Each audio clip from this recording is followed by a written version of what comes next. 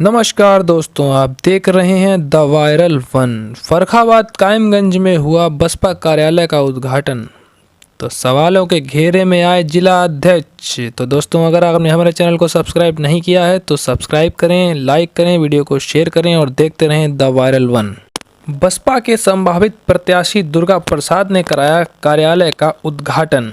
उद्घाटन के दौरान मुख्य अतिथि रहे रमेश पटेल, जिन्होंने बीएसपी के कार्यों को पुस्तक द्वारा जनता तक पहुंचाने की कार्यकर्ताओं से की अपील। कार्यक्रम में मौजूद रहे प्रत्याशी दुर्गा प्रसाद के साथ जिला अध्यक्ष नागेंद्र पाल जाटव, विधानसभा अध्यक्ष अश्विनी गौतम सदर, सभी मुख्य सेक्टर प्रभारी, धन सिंह वर्मा पूर्व अध्यक्ष विधानसभा, पूर्व कार्यकर्ता मनोज कुमार मंजुल, आसिफ, डॉक्टर अकलीम, जनता जनार्दन और अन्य।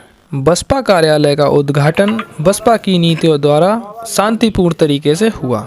बसपा के पूर्व कार्यकर्ता गायक कलाकार आसिफ ने अपनी मधुर आवाज से संगीत सुना, सबका दिल जीता।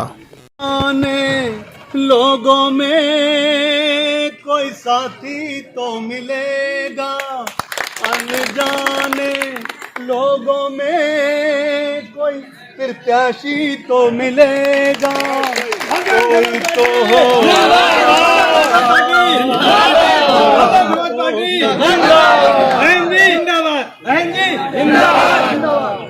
ये सपना ये सपना ये सपना दिल में लगाए हैं, प्यार का तोहफा लाए हैं, बड़ी दूर से आए हैं, प्यार का तोहफा लाए। तो वहीं एक तरफ जिला अध्यक्ष नागेंद्र पाल जाटव ने कहा कि हमारी सरकार में नाम सुनते ही काम होता था।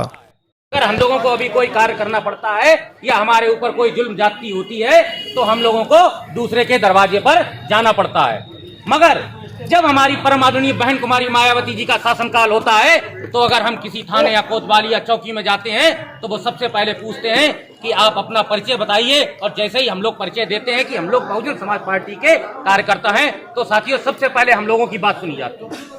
तो फिर सवालों के घेरे में आए जिला अध्यक्ष। द वायरल वन के तीखे सवाल और जिला अध्यक्ष ने दिए उनके जवाब, आइए सुनते हैं।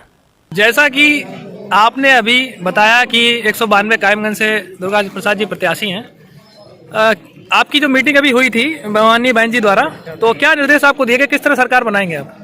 देखिए, हम लोगों को सर्व समाज के बीच जाना है, ठीक है, और हम लोगों को सब लोगों को भाईचारा बनाते हुए माननीय बहन जी की जो रीति नीति 4 बार की जो सरकार बनी है और 5वीं बार बनने जा रही है, उनके बारे में माननीय बहन जी ने ये एक बुकलेट दी।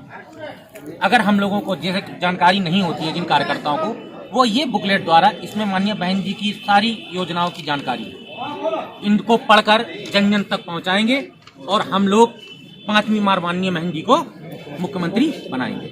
आपने बात अभी की दलितों की, दबे कुचले लोगों की, तो मुस्लिम समाज, वाल्मीकि समाज, दिवाकर समाज और यहाँ तक कि आपका जाटव समाज बहुजन समाज पार्टी से रुष्ट है, तो आप उनको किस तरह मनाएंगे? ये आपसे किसने कहा कि दलित समाज में वाल्मीकि समाज, कठेरिया समाज, दिवाकर समाज और जाटव समाज रुष्ट है? देखिए, हर उसमें ठेकेदार होते हैं, जो ठेकेदार होते हैं जो कि रुष्ट हैं। अगर जो बहुजन समाज पार्टी का सच्चा सिपाही है वो कभी रुष्ट नहीं होता, वो विषम परिस्थितियों में भी कार्य करता है और वो रात दिन मेहनत कर कर उसे ये पता है कि अगर हमारी बहन जी 5वीं बार मुख्यमंत्री बनती हैं तो हमारे सारे दुख दूर होंगे और हम लोग शासक बनेंगे। दलितों की पार्टी बहुजन समाज पार्टी कही जाती है, जिसके जिला अध्यक्ष हैं आप। दलितों की नहीं कही जाती, सर्व समाज। आपके हिसाब से सर्व समाज की पार्टी के जिला अध्यक्ष हैं आप? जी जी। बात दलितों की आती है, आपकी विधानसभा भोजपुर में प्रेजेंट में 3 मुद्दे हुए, आप किस परिवार के पास गए उनकी मदद करने के लिए? देखिए, मुझे कल शाम को एक मुद्दे की खबर लगी, कल शाम को, और उनको मैंने आज ही अवगत करके बुला लिया और हमारी वहाँ पर टीम लगी हुई है।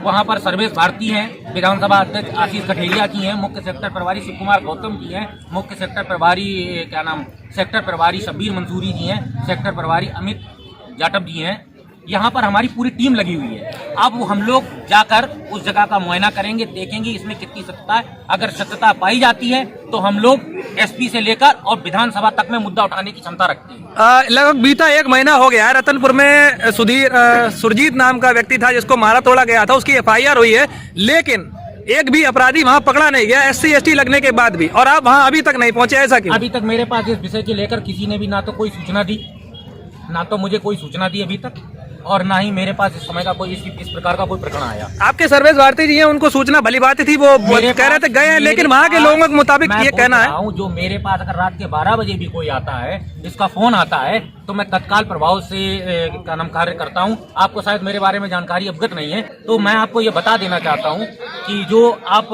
बता रहे हो ये मेरा रिकॉर्ड है कि 2012 से लेके मैं लगातार कंटिन्यू सबसे तेज दौड़ने वाला बंदा हूँ।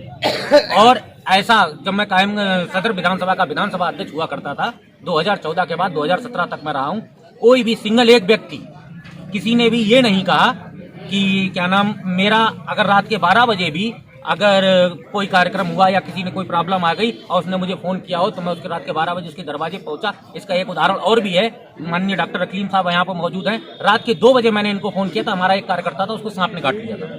मैंने तुरंत डॉक्टर अकीम साहब को फोन किया रात के 2 बजे, और जब उनका फोन आया पहली कॉल में फोन उठा और मैंने इनसे कहा कि ऐसा ऐसी बात है सर, और आप इसका कुछ इंतजाम कीजिए। इन्होंने रात में ही तुरंत तत्काल प्रभाव से वहां पर जाकर वो सांप का इंजेक्शन होता है वो निकलवाया और उसको लगाया और उसकी व्यक्ति की जान बच गई। साथियों और सुन लीजिए, मैं बता रहा हूं आपको कि उसके बाद में जो मुद्दे अभी ज्वलंत चल रहे हैं, जो अभी मैंने आपका एक इंटरव्यू देखा था जिसमें आपने अभी एक पर्टिकुलर नाम नहीं लूंगा, जिस व्यक्ति के बारे में आप लोगों ने अभी जो बोला था, मैं बताता हूं उनका इतिहास। जब से उन्होंने बताया था कि मैं बहुत पुराना पार्टी का कार्यकर्ता हूं, उनकी निष्ठा का प्रश्न और उनकी निष्ठा, जैसे जो प्रत्याशी लड़ता है वो बहुजन समाज पार्टी की तरफ से जो लड़ता है, बहन जी जिसको आशीर्वाद देती है, वो बहन जी का प्रतिरूप होता है। क्योंकि हम लोग जो है प्रत्याशी नहीं देखते हैं, हम लोग देखते हैं माननीय बहन जी द्वारा किसको आशीर्वाद दिया जाए, और जिसको वो आशीर्वाद देती हैं हम लोग उसको जी जान से मेहनत से लड़ाते हैं, समझ रहे।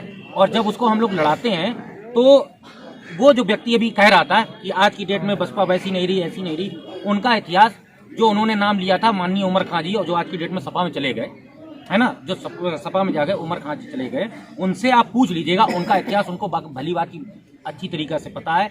उन्होंने उसको एक जिम्मेदारी दी थी, वो जिम्मेदारी वो निर्वाह नहीं कर पाए। उस समय मैं विधानसभा अध्यक्ष था, क्योंकि देखिए आदमी की पहचान उसके काम से होती है, और उसी के बाद वो पार्टी से निष्कासित किए गए थे।